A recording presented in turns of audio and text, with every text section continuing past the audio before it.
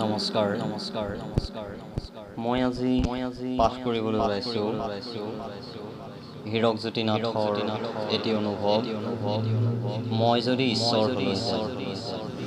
পাঠ পলাশ ৰঞ্জন।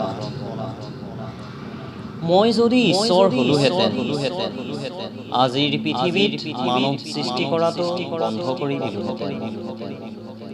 আজিৰ মানুহ সমাজৰ বোজা, আত্মকেন্দ্ৰিকতাত অন্ধত্বৰ আৱৰণ, ব্যক্তিত্বৰ ওজনো কহুৱা তোলা দি উৰা দি উৰে।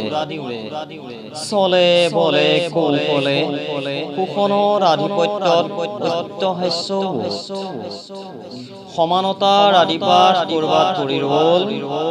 মন মগজু এইবোৰৰ যেন কামেই নোহোৱা।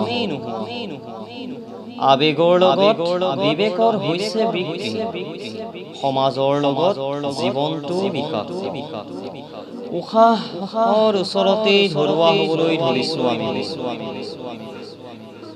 হে ঈশ্বৰ, কিয় সৃষ্টি কৰিলা এনেকুৱা মানুহ?